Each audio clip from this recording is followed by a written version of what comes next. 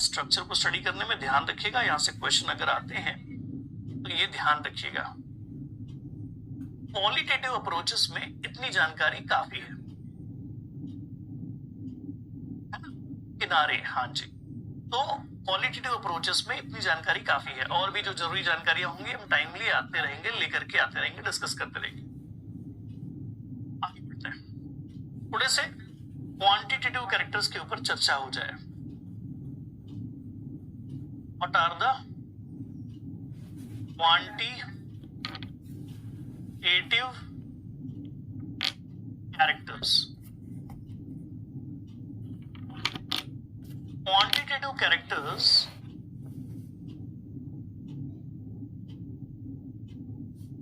का मतलब क्या है? क्वांटिटेटिव कैरेक्टर्स का मतलब है ऐसे कैरेक्टर जो मेजरेबल हों, नंबर के फॉर्म में, कैलकुलेशन के तरीकों से। हाँ हाँ हाँ, रिकॉर्डिंग शुरू है। हाँ जी, मैं बड़ा सतर्क हो गया हूं उस दिन से। चिंता मत करो रेनू बेटा, ठीक है? और रोशी बेटा, थैंक यू सो मच याद दिलाने के लिए। ओके, एक्स्ट्रा अलर्टनेस है।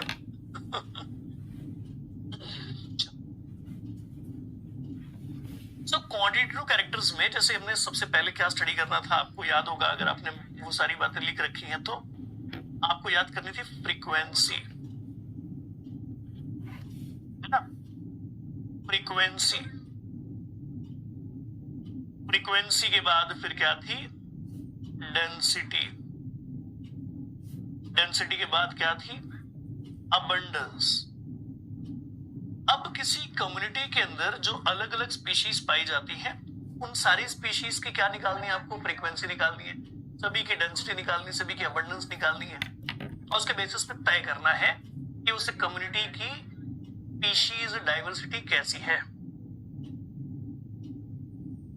कम्युनिटी सर्विसेज बेटा लास्ट में मैं लिखवा दूंगा, गिनवा दूंगा कि क्या क्या होते हैं, बस उतना ही है। निकिता,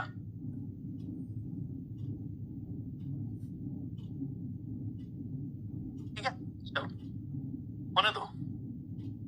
नाउ आफ्टर दैट अब हम इसी फ्रीक्वेंसी, इसी डेंसिटी, इसी अबंडेंस को और भी ज्यादा स्पेसिफिकली कैलकुलेट करते हैं। आगे और स्पेसिफिकली कैलकुलेट करने का मतलब क्या है? हम कैलकुलेट करते हैं relative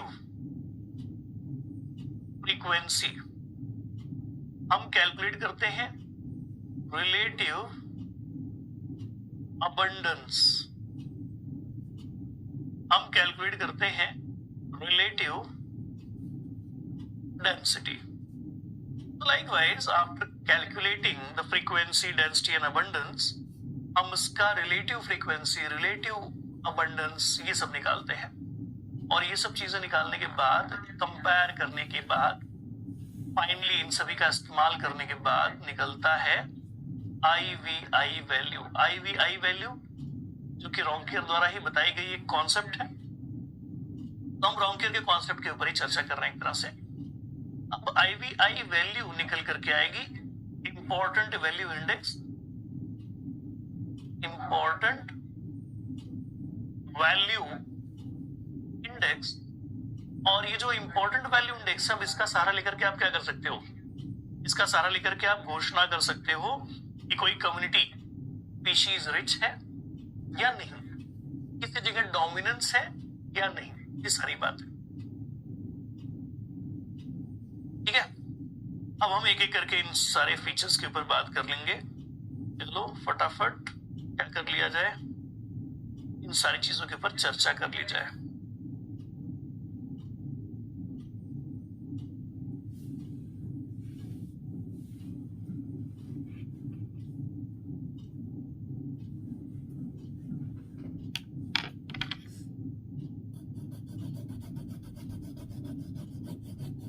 So now introducing the frequency, now introducing the first one that is called density and abundance। ये सारी चीजों को एक एक करके इंट्रोड्यूस करेंगे और अब पढ़ते चलेंगे।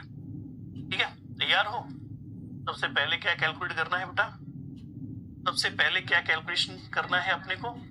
The very first one, that is frequency।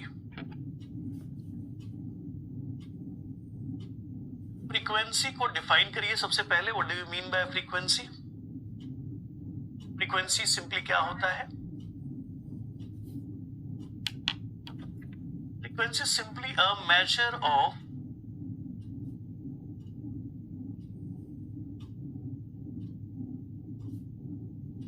rate of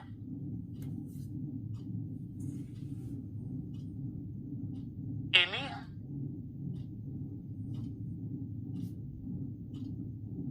event repetition, है ना?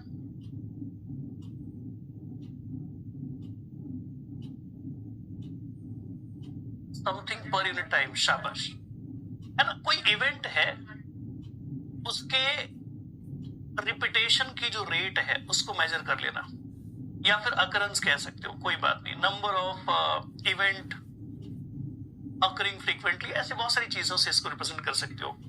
बहुत सारे तरीके हैं फ्रीक्वेंसी इस बेसिक से टर्म को रिप्रेजेंट करने के, लेकिन यहां पर हम जो पढ़ रहे हैं उसके सेंस में हमें इसको डिफाइन करना है. ठीक है, राइट?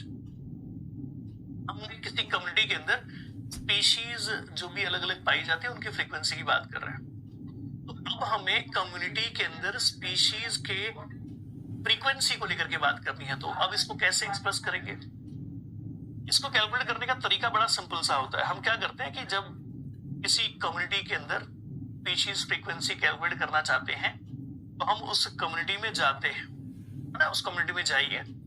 जाने के बाद सपोज आप किसी स्पीशीज ए नाम के, है ना, कोई एक ए नाम का स्पीशीज है, इसकी अकरेंस जानना चाहते हो, इसकी प्रेजेंस जानना चाहते हो, या इसकी फ्रीक्वेंसी जानना चाहते हो.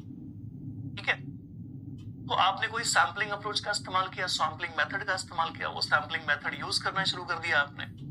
सैम्पलिंग मेथड यूज करना शुरू किया तो देखने को मिलता है कि जो भी सैम्पलिंग मेथड आप यूज कर रहे हो, पहले सैम्पलिंग मेथड में वो आपको देखने को मिला, दूसरे सैम्पलिंग मेथड में देखने को मिला, तीसरे में भी देखने को मिला, चौथे में भी देखने को मिला, पांचवें में नहीं मिला, छठे में मिला, सातवें में मिला, नहीं मिला, फिर मिला, फिर मिला.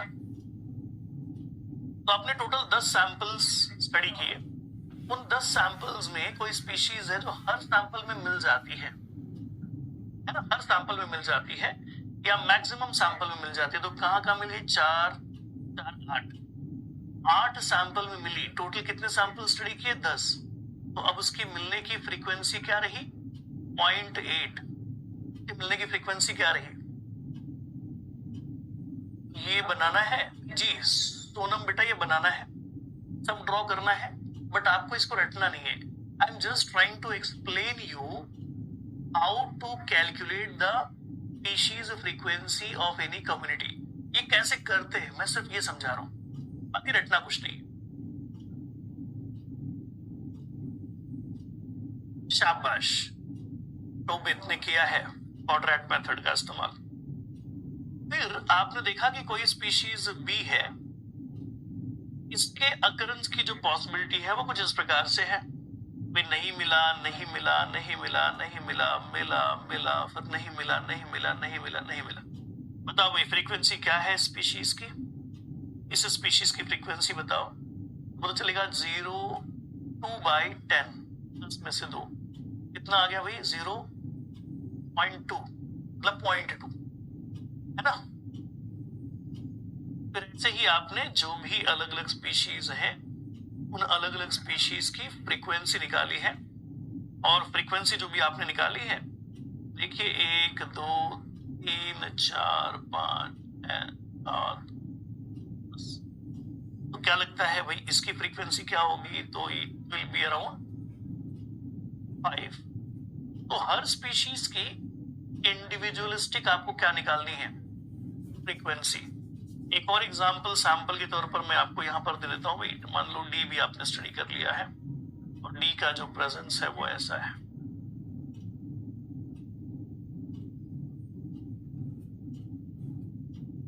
अब इसका आंसर अलग आ जाएगा. आंसर आ जाएगा. तो अगर मैं आपसे पूछूं कि इसी चीज को फॉर्मूला के फॉर्म में कैसे लिख सकते हैं, इसी चीज को फॉर्मूला के फॉर्म में कैसे लिख सकते हैं? How to write the same thing in terms of formula? Can you just help me to write the formula? What is exactly the species frequency? I just want to write the given condition by using a formula. हम formula के form में इस बात को लिखना चाहते हैं.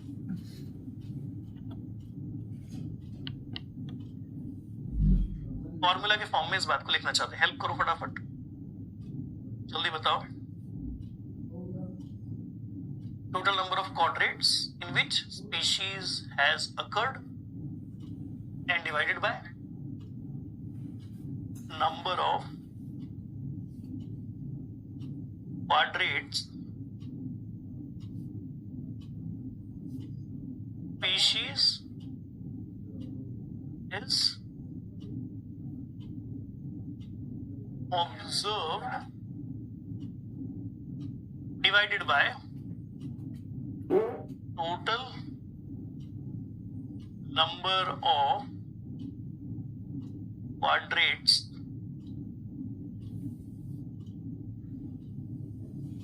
studied. कितने क्वाड्रेट स्टडी किए गए, उसमें से कितने क्वाड्रेट्स में हमें क्या मिला? Species. It is not beta total number of species. We are not counting the number of species. We are just observing their occurrence. We are just observing their occurrence. Observed भी लिख सकते हो या occurred भी लिख सकते हो. Formula में गड़बड़ी मत करना. अगर आपने वहां पर नंबर ऑफ स्पीशीज लिखा, बात फंस जाएगी. ये बेसिक सा फर्क है when you are talking about the frequency, when you are talking about the density. The density is mainly related with the number. The frequency is not related with the number. Frequency is just a percentage of occurrence. If any event is occurring in any particular percentage or in a frequency, that's it. तो percentage of occurrence भी कह सकते हो बेटा, है ना. अगर आपको ये आंसर परसेंटेज में चाहिए, just do the multiplication with 100 से मल्टीप्लाई कर देना है. शाबाश. अगर ये बात यहां से नहीं समझ में आती है, so will represent that information by using another example. तो रॉन्कियर ने अलग अलग इकोसिस्टम्स के अंदर घूम करके जो स्टडी की और कहा कि जो नॉर्मल बायोलॉजिकल स्पेक्ट्रम देखने को मिलता है, what is normal biological spectrum? Normal biological spectrum means generally we will observe this kind of situation. अच्छा, please explain the formula by giving example. ये जो चार यहाँ लिखे हैं ये क्या है? ये एग्जांपल ही तो है ना बेटा, एग्जांपल तो लिखवाया मैंने, इसीलिए तो ये टेबल सॉल्व करवा रहा हूं. मुझे पता है ना कि फॉर्मूला लिखूंगा तो समझ नहीं आएगा बेटा, इसीलिए तो इतने सारे एग्जांपल दिए. देखो बेटा क्या हुआ, 10 सैंपल स्टडी किए, 10 सैंपल में से कितने मिला? 8 में मिला तो फ्रीक्वेंसी 0.8 आ गई. 10 में मिला तो 0.6 आ गई. अगर इसी बात को परसेंटेज में कहना तो बेटा 80%, 20%, 60%. ठीक है श्वेता, मुझे पता है कई बार हम जैसा सुनते हैं बात वैसी नहीं होती है. क्लियर है? Things are okay Shweta? Okay, thank you बेटा, thank you so much. So just compare the things. अब किसी ने मुझसे क्वेश्चन पूछा, सर हमें एक डीपीपी में क्वेश्चन आया था कि कौन सबसे ज्यादा पाया जाता है, कौन सबसे कम पाया जाता है. तो किसी भी इकोसिस्टम में जो नॉर्मल स्पेक्ट्रम है अकरेंस की, इसकी पेनेरोगैमिक फ्लोरा की,